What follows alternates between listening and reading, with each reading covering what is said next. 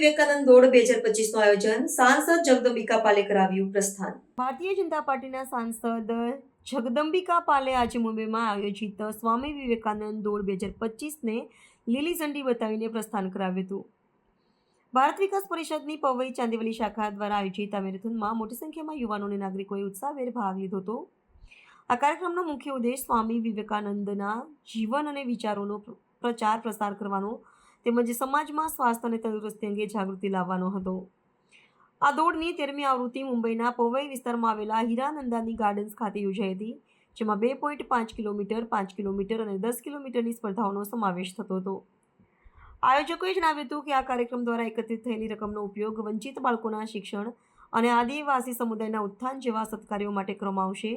શ્રી જગદંબા પાલે આ પ્રસંગે યુવાનોને સ્વામી વિવેકાનંદના માર્ગે ચાલીને રાષ્ટ્ર નિર્માણમાં યોગદાન આપવા માટે આહ્વાન કર્યું હતું.